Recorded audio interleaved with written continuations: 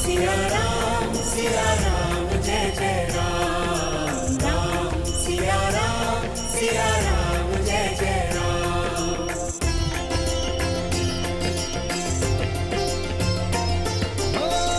मंगल भवन मंगल हारी, द्रवहु सुदशरथ अजर बिहारी।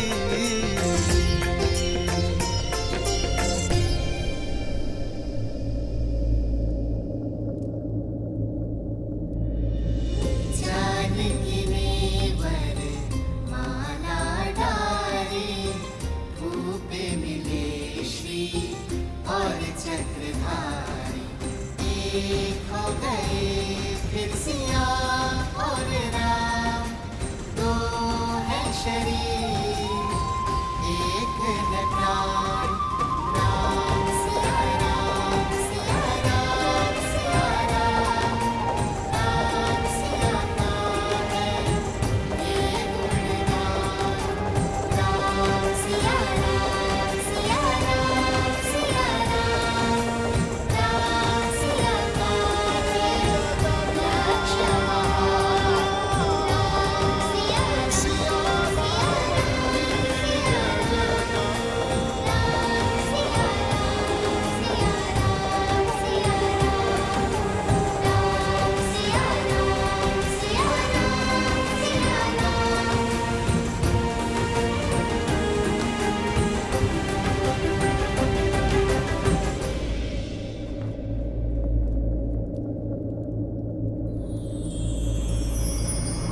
आदर्श और मर्यादा की है ये कथा महापावनम, काट मद श्री से मिला ले श्रीमद् रामायणम, श्रीमद् रामायणम, श्रीमद् रामायणम। श्री राम श्री राम श्री राम श्री राम।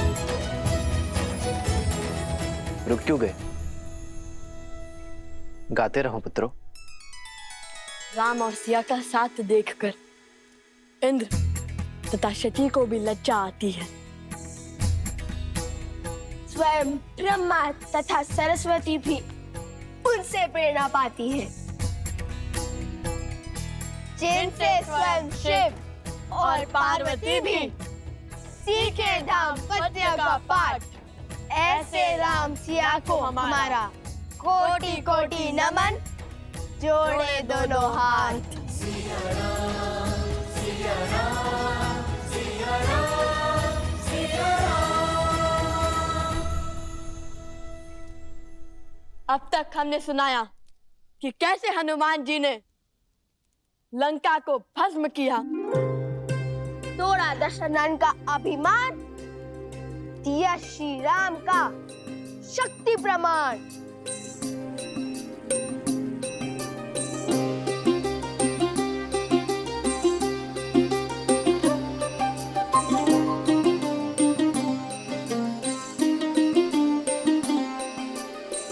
लौट लंका प्रभु आस बधाई, बोले राम करो लंक चढ़ाई।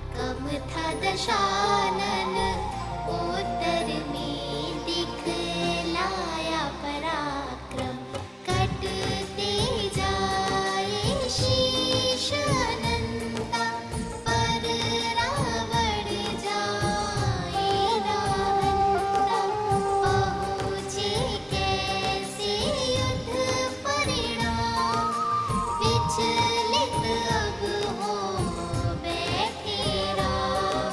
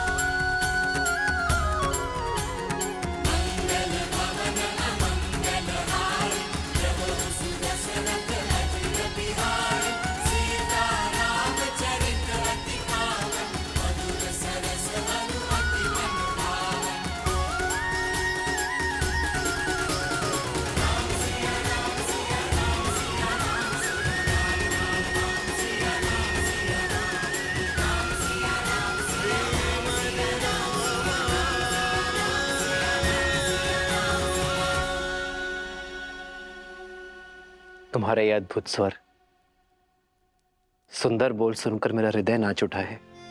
असाधारण है आप दोनों की कला। अपनी ही कथा सुनकर मैं अभिमान के स्थान पर शांति अनुभव कर रहा हूं। किंतु राम कथा का इतना सुंदर व्याख्यान करने वाले आप दोनों हैं कौन?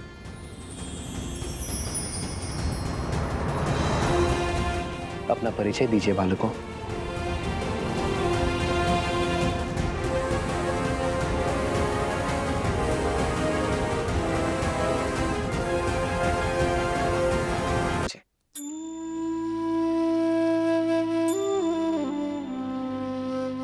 जब हम राजा राम से मिलेंगे ना, तो उन्हें अवश्य बताएंगे कि हम हनुमान जी की भांति हम उनके सबसे बड़े भक्त हैं। प्रभु, ये आपके सबसे बड़े भक्त हैं।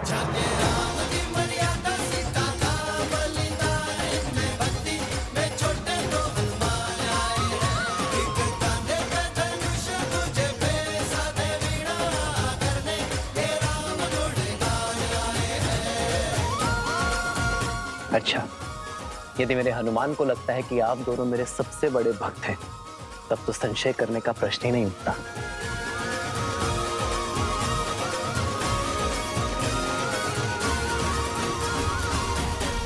ये भेंट मेरे दो सबसे बड़े भक्तों के लिए।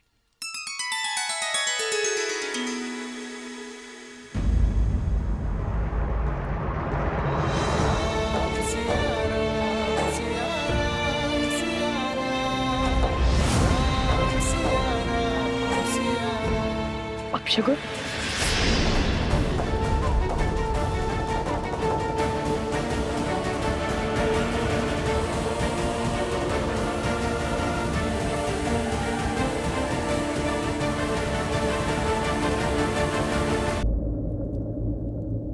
अपशगुन में भी शगुन छुपा होता है। सुकर्म और सोच अपशकुन को भी शगुन बना देती है। ये भेंट मेरे सबसे महत्वपूर्ण भक्तों के लिए है।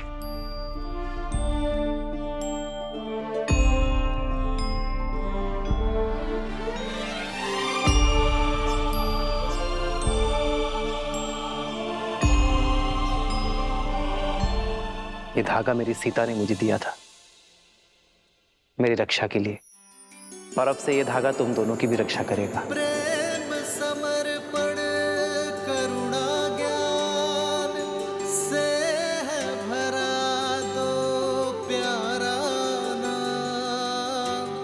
जय सिया राम, जय जय सिया राम, जय सिया राम, जय जय सिया राम।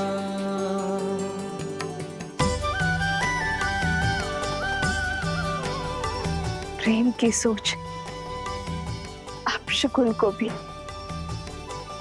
शुभ संकेत बढ़ा देती है। निराशा में भी आशा की कोपर देने के लिए धन्यवाद महादेव। ये तो वही ऋषि कुमार हैं श्री राम, जिसके विषय में हमने आपको बताया था। लवकुश, लव कुश,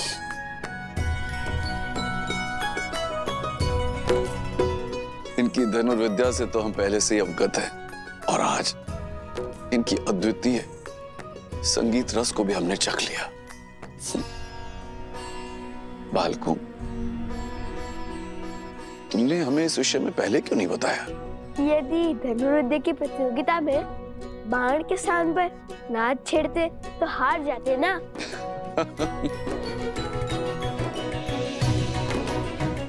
कहा वीणा और कहा धनुष, इन दोनों कलाओं में इतना भेद होने पर भी आप इन दोनों कलाओं में निपुण कैसे बन गए? नहीं नहीं, दोनों में अधिक भेद नहीं है। धनुष को बाएं हाथ से पकड़ते हैं और दाएं हाथ से कार्य करते हैं। वैसे ही वीणा को भी बाएं हाथ से पकड़ते हैं और दाएं हाथ से कार्य करते हैं। भेद तो हृदय के भावों में होता है महाराज। माता ने सिखाया था कि जिन्हें देखकर धनुष उठाने का मन करे वो शत्रु होता है, और जिन्हें देखकर वीणा के तार झनकाने का मन करे, साक्षात ईश्वर का अवतार।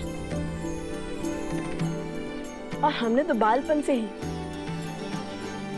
आपको अपना आराध्य माना है।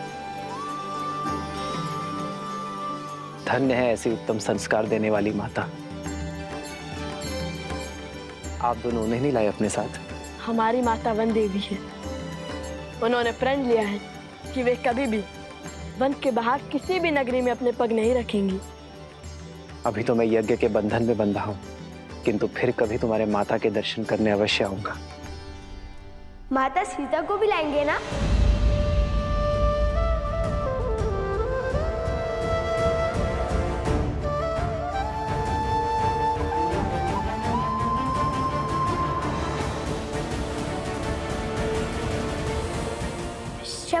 क्षमा करना, मेरा अर्थ था महारानी सीता, वो भी आएंगी ना? क्षमा किस बात की ऋषि कुमारों? महारानी तो संपूर्ण राष्ट्र की माता होती है। आप महारानी सीता को माता कह सकते हैं। यज्ञ में आहुति का समय हो गया है राम। जो आ गया गुरुवर। हनुमान, इन दोनों ऋषि कुमारों और इनके साथियों के विश्राम करने की व्यवस्था महल में ही करवाओ। मैं यज्ञ संपन्न होने के पश्चात स्वयं इनके पास बैठकर पूरी कथा सुनूंगा। लक्ष्मण,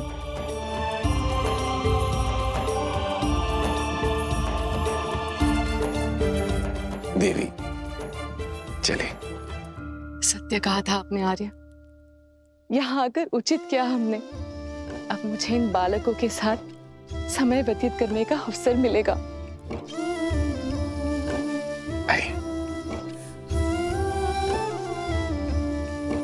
ऋषि कुमार पधारिए। भैया, रानी के दर्शन का क्या? आप आइए ऋषि कुमार।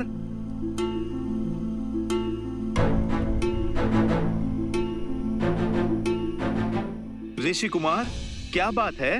वचन भंग हुआ। आपने कहा था आप महारानी के भी दर्शन करवाएंगे। अयोध्या की धरा पर कोई वचन भंग नहीं होगा ऋषि कुमारों। आपको महारानी सीता के दर्शन करने हैं ना? आइए यज्ञ स्थल पर।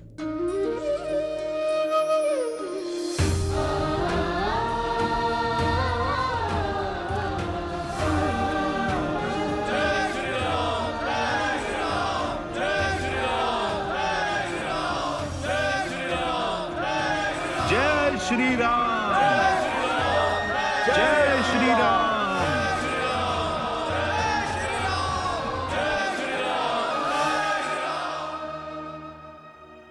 सब कुछ सज्ज है महाराज। आप ही की प्रतीक्षा थी। महारानी को ले आए।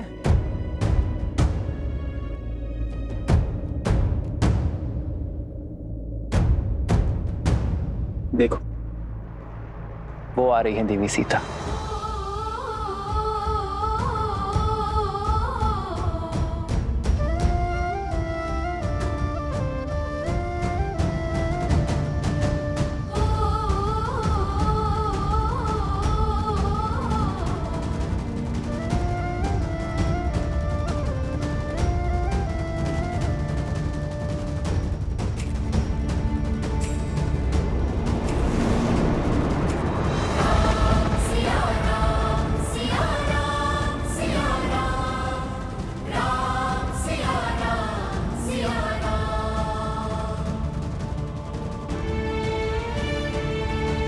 महारानी सीता की देह तो अयोध्या में वास नहीं करती है, किंतु राजधर्म की मर्यादा जो निभानी है, मेरी प्रिय पत्नी के प्राण इस मूर्ति में प्रतिष्ठित है। श्री राम ने हमारी मिथिला की राजकुमारी के साथ अन्याय किया है। श्री राम ने माता सीता को त्याग दिया है।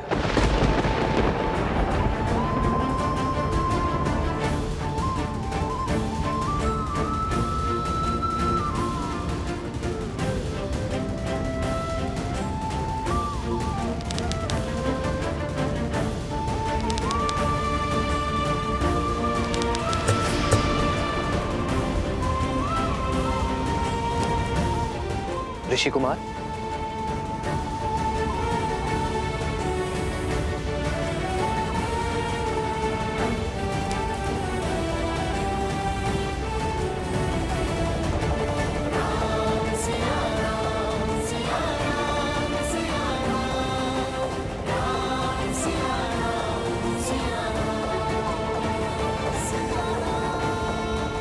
अपने घाव को दबा कर रखे। आर्य सुमंत। जी महाराज। शीघ्र वैद्य जी को बुलाइए।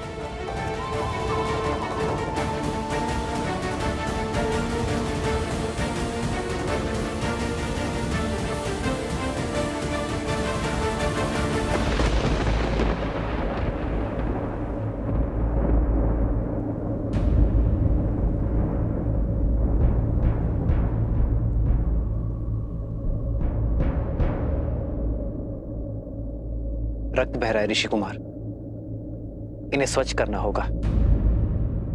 आपको उपचार की आवश्यकता है।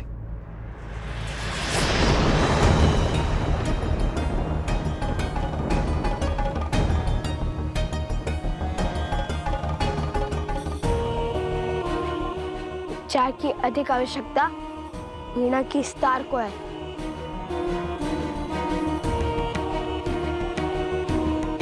जो साक्षात माता सरस्वती ने हमें उपहार दिया था। ऋषि कुमार, महाराज की उदारता का उत्तर उद्दंडता से देना उचित नहीं है। लक्ष्मण, मेरा भाई उद्दंडी नहीं है, केवल उसके मुख पर बुद्धि से अधिक उसके भावों का अधिकार है। राजानुज, बिल्कुल आप ही की भांति। तुम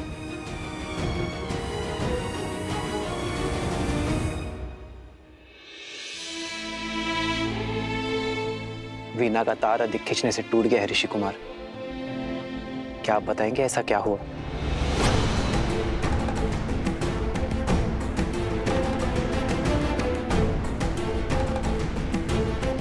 भगवान वाल्मीकि का आदेश था कि अयोध्या जाकर प्रभु श्री राम और माता सीता के गुणगान गाने का, किंतु मुझे किसी ने ये नहीं बताया कि राम सिया की कथा जो हम मंत्र मुक्त होकर गाते हैं वो अधूरी है।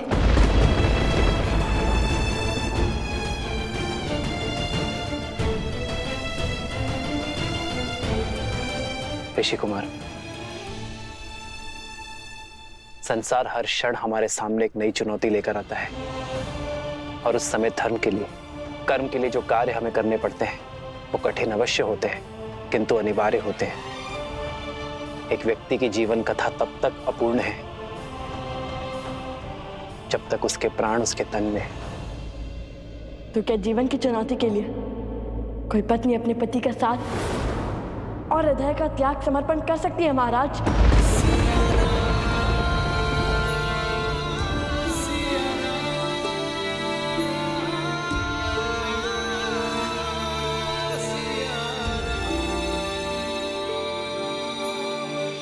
ऋषि कुमार, अयोध्यापति से संवाद संभव है, विवाद नहीं। और अभी आप बालक हैं, ये राजधर्म नहीं समझेंगे आप। हमारे भगवान कहते हैं कि नारी के विषय में सदा बालक बनकर पूर्ण निश्चलता से विचार किया जाना चाहिए।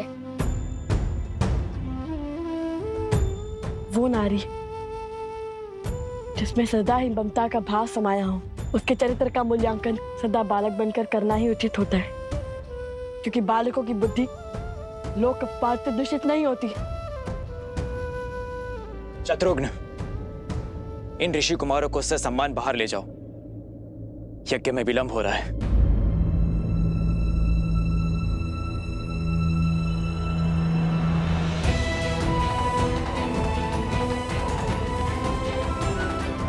यदि मेरे श्री राम के मन में अपनी संतान के लिए प्रेम जागा तो कहीं उनका तप भंग ना हो जाए। शत्रुघ्न, शत्रुघ्न,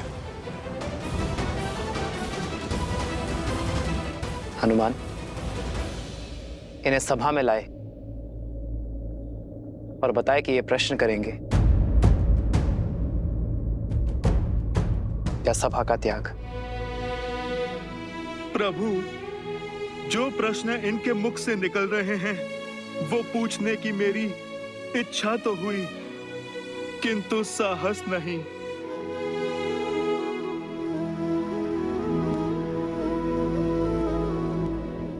तो जो पूछना है वो अवश्य पूछो ऋषि कुमारों, मैं यथाशक्ति उत्तर अवश्य दूंगा। क्योंकि आपने माता सीता का त्याग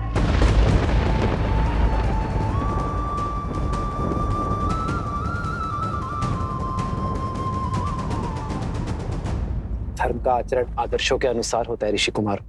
एक संतान के लिए उसके माता पिता आदर्श होते हैं। अपनी संतान को धर्म की सीख देने के लिए उसके माता पिता को कभी कभी सुख का त्याग करना पड़ता है। वैसे ही अपनी प्रजा के लिए उसके राजा और रानी आदर्श हैं। सबके लिए परमात्मा आदर्श है। इसलिए संसार के सुख के लिए प्रत्येक युग में श्री विष्णु और माता लक्ष्मी एक दूसरे से वियोग की पीड़ा सहते हैं। उसी से प्रेरणा लेकर अयोध्या नगर और कोसल राष्ट्र की प्रजा को उचित धर्म का दर्शन देने की इच्छा से मैंने और सीता ने वियोग का दुख स्वीकार किया।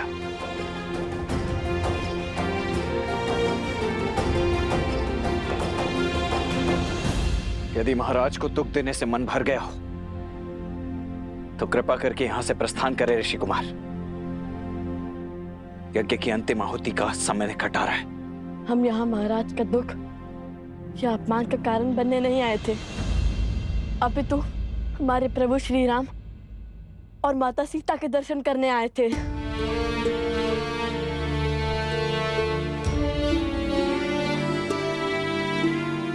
पीड़ा है तो केवल इस बात की कि हम केवल महाराज के दर्शन का सौभाग्य ले पाए, प्रभु राम के दर्शन का नहीं, क्योंकि सीता के बिना कैसे राम।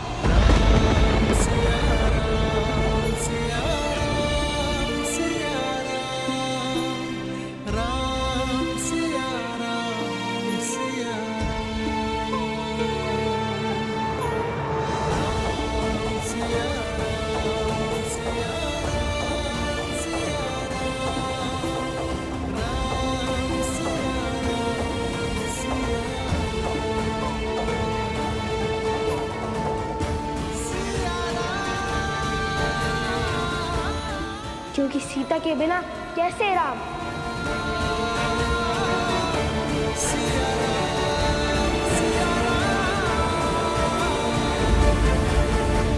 पिताश्री, क्या लव और कुश के प्रश्न उचित थे? जैसे वृक्ष पर बैठे व्यक्ति को धरती पर खड़े व्यक्ति की तुलना में कहीं दूर तक दिखाई देता है, वैसे ही किसी भी व्यक्ति के प्रश्नों की मर्यादा भी उन प्रश्नों की दूरदर्शिता पर निर्भर करती है। परंतु इसका अर्थ यह कदापि नहीं कि धरती पर खड़े व्यक्ति के प्रश्न अनुचित हैं या फिर उसे प्रश्न पूछने का अधिकार ही नहीं। वो समय भी आएगा जब लव और कुश इस समाज को, संसार को और सृष्टि को और भली भांति समझने लग जाएंगे। और जब वो समय आएगा प्रिय गणेश, तब वो दोनों स्वतः ही उस प्रश्न पर पहुंच जाएंगे जो राम और सीता के पुनर्मिलन का आधार बनेगा।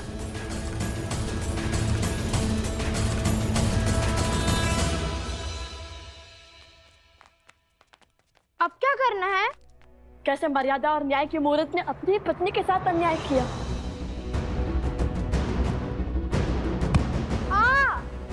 अकस्मात क्यों रुक गए?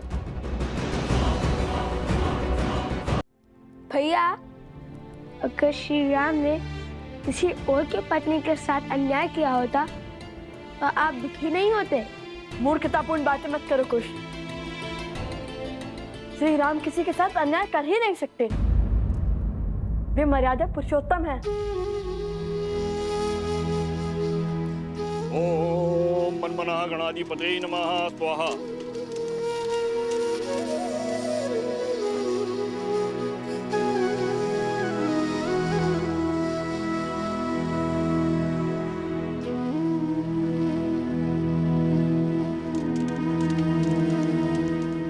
तो क्या जीवन की चुनौती के लिए कोई पत्नी अपने पति का साथ और हृदय का त्याग समर्पण कर सकती है महाराज?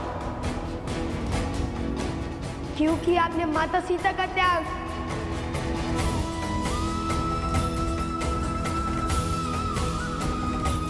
क्योंकि सीता के बिना कैसे राम।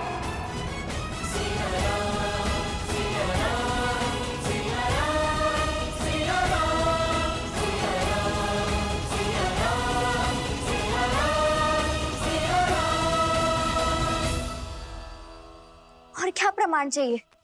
अब तो सिद्ध हो गया ना कि अयोध्या के राजा राम ने ही अन्याय किया है।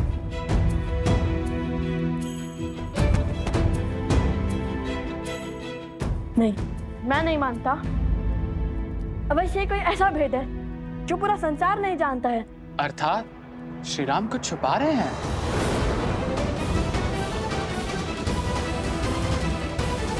ऐसा प्रश्न जो कि हमने पूछा ही नहीं, ऐसा प्रश्न जो हमारी बालक बुद्धि में कभी जन्मा ही नहीं, ऐसा प्रश्न जिससे हमारी सारी शंकाओं पर विराम लग जाए। तुम्हें क्या लगता है इतने वर्षों में तुम पहले हो जिसने अन्याय के विषय में विचार किया हो? मिथिला के हर घर में बस यही चर्चा होती है लव।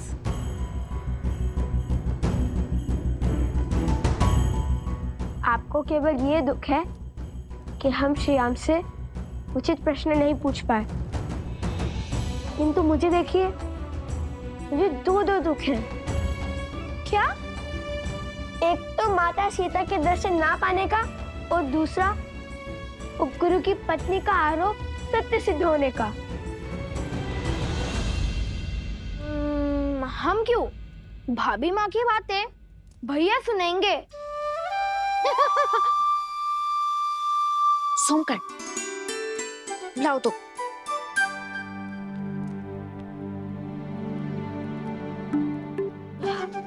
बहुत भूख लग रही है, आज भोजन क्या करेंगे?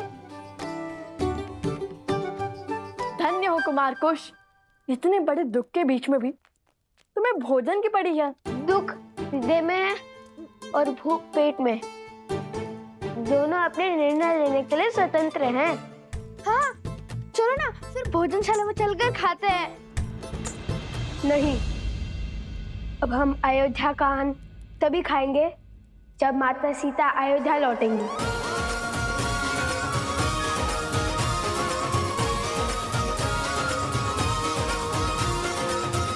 और मैं जानता हूं कि हमें क्या करना है।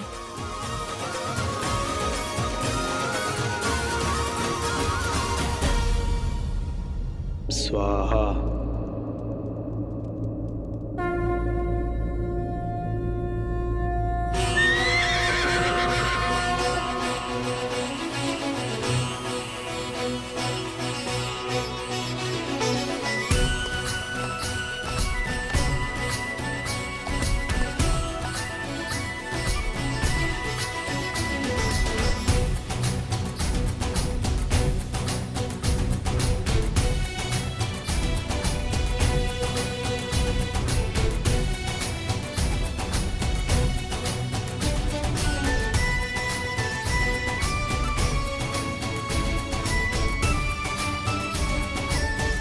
शीघ्र ही कार्तिक शुक्ल एकम के दिन अश्वमेध यज्ञ का यश समस्त भूमि में अपना मुक्त विहार आरंभ करेगा।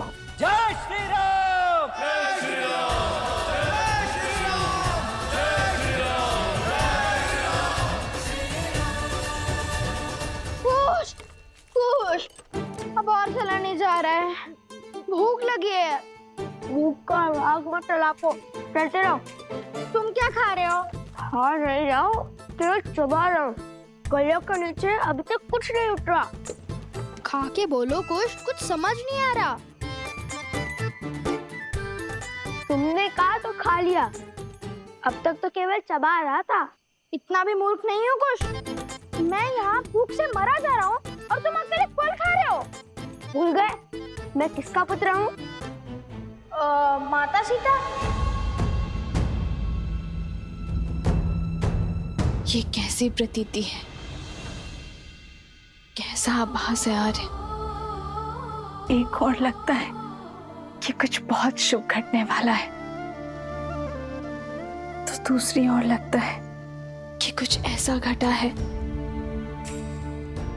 जिससे भक्ति की पावन डोर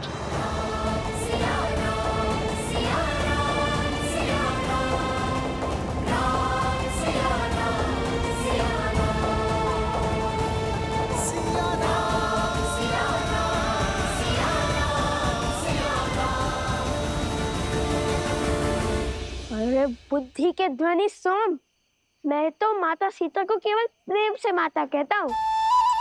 वो मेरी माता नहीं है। हाँ, वो भूखे पेट सोचने की क्षमता कम हो जाती है ना।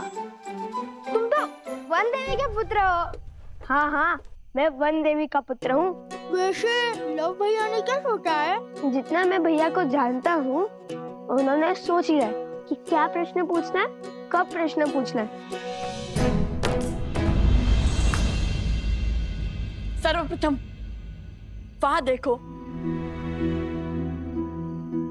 कोई है? शीघ्र चलो। छोड़ो, सबसे पहले भैया को बताने दो कि पहले वो क्या करने वाले, फिर मैं बताऊंगा।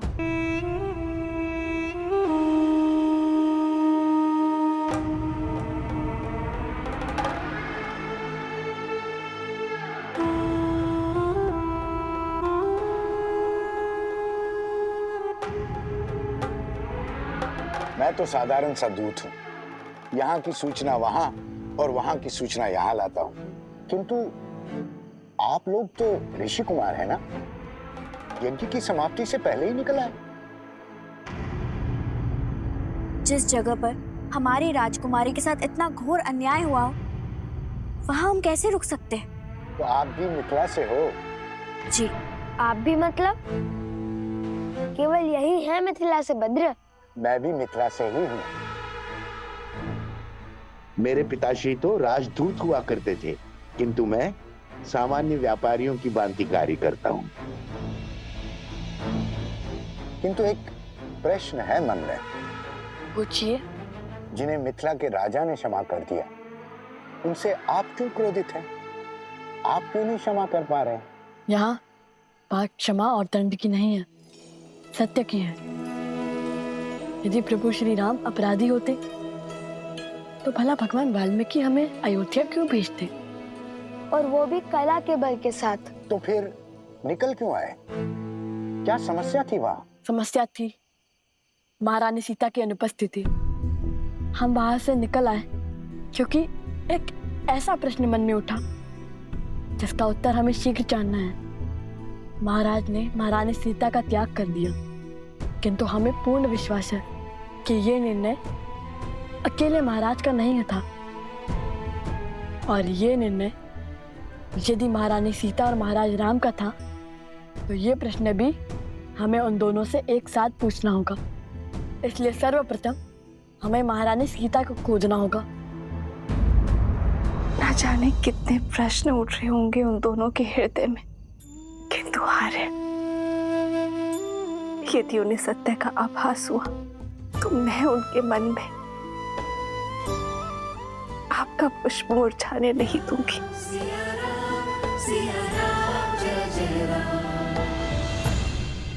तो आप महारानी सीता को खोजने निकले हैं?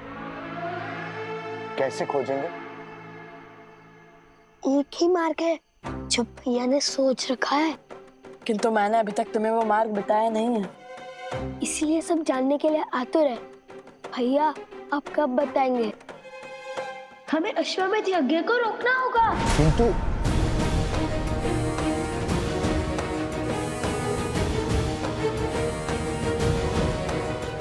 लव, तुमने सच में अश्वमेध यज्ञ के अश्व को रोकने का निर्णय लिया है? हाँ, माता सीता को खोजने के लिए हम अश्वमेध का अश्व रोकेंगे।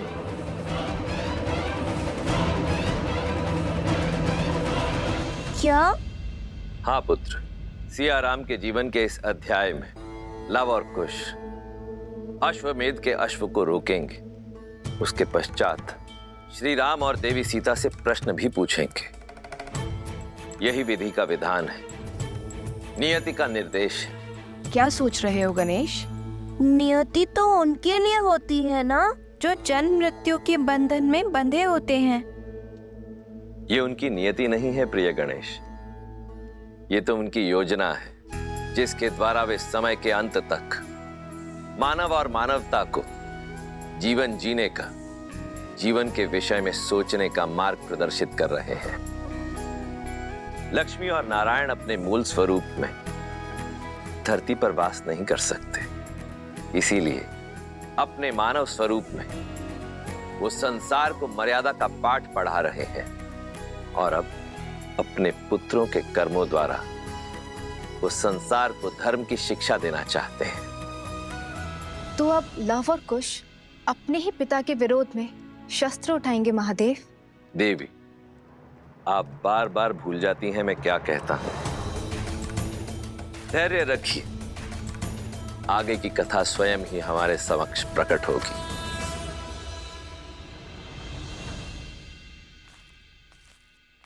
बहुत गए कुश, वो देखो।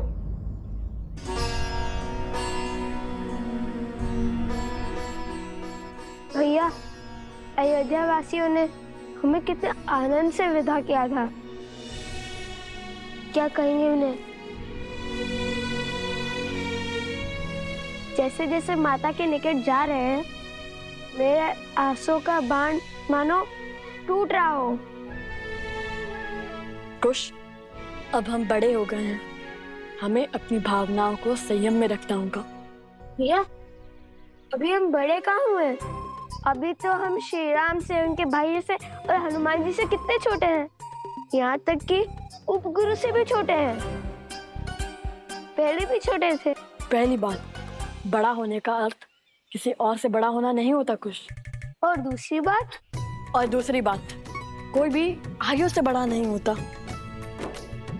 बड़े तो अनुभव से होते हैं, और भगवान वाल्मीकि के आशीष से हमने तो अनेक अनुभव हुए हैं ना।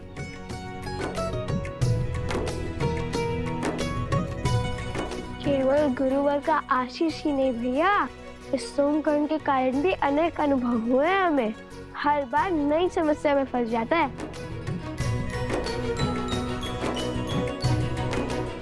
चलो।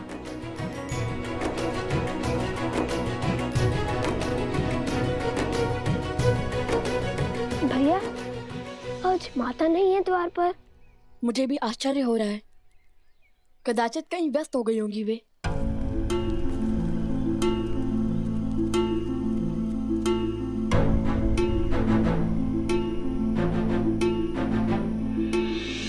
कैसी है श्री राम की अयोध्या? साथ क्या लाए और महाराज से भेंट हुई? प्रजा ने तुम्हारे मुख से राम कथा सुनी? कोई उपहार मिला? जो भी पूछना है सोमकर्ण से पूछो। कुश,